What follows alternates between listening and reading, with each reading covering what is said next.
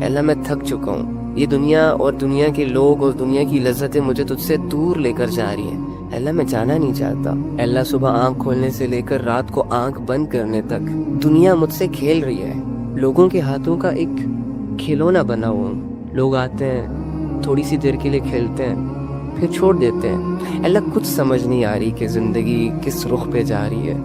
میں اپنے لیے اچھے فیصلے نہیں کر پا رہا۔ مجھے پتہ ہی نہیں ہے کہ تو کہاں ہے، مجھے پتہ ہی نہیں ہے کہ تو کون ہے۔ میں نے تو آج تک آپ سے اپنی فیلنگز ہی نہیں شیئر کی، میں نے تو آج تک آپ کو پکارا تک نہیں۔ احساس تو کرو، مان تو لو کہ تم اللہ سے دور ہو سکتا ہے اس احساس کے بعد تمہاری آنکھ رونے پہ مجبور ہو جائے، تمہارے دل میں ایک درد پیدا ہو جائے کہ واقعی یار اللہ ضروری ہے۔ اس بات کا غم نہیں لگا کہ اللہ ناراض ہے یا راضی ہے۔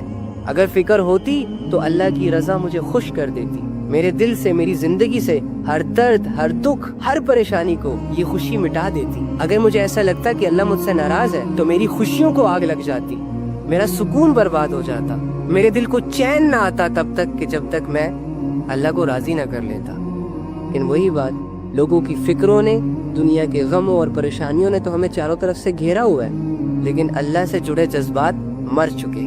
ارے یہ جوانیاں اللہ کو دو، ارے یہ ٹائم اللہ کو دو، کچھ سیکھ لو، کچھ پڑھ لو، کچھ کر لو۔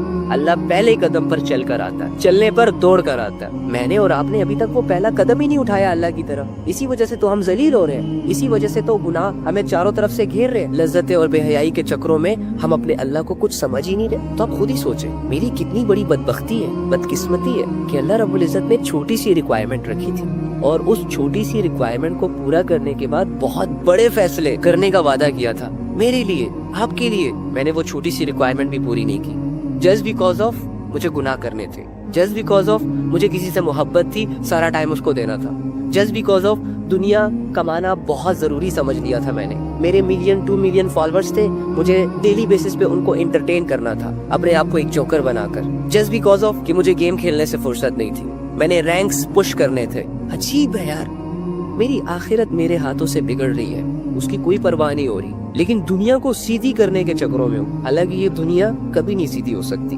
اس میں ہر انسان کے 4-5 کام ہمیشہ ڈسٹرب رہیں گے، لیکن جو بندہ آخرت کی تیاری کرتا ہے نا، تو اللہ رب العزت اس کی دنیا بھی سیدھی کر دیتے ہیں۔ تو کوشش کریں اپنے وقت کو ضائع نہ ہونے دیں، کوشش کریں وہ زندگی جس زندگی کے استعمال سے اللہ اور اس کی رضا حاصل ہوتی ہے اور جنت ملتی ہے، وہ زندگی یہ نہ ہو کہ کچھ گناہوں میں، کچھ لذتوں میں اور کچھ عیش و عشرت میں گزر جائے، اور آخرت میں ہم اللہ کے سامنے جب کھڑے ہوں تو ہمارے پاس بولنے کو کچھ الفاظ ہی نہ ہو۔ جب اللہ ہم سے پوچھے کہ زندگی دیدی کہاں گزاری، تو ہم کچھ نہ کہہ سکیں۔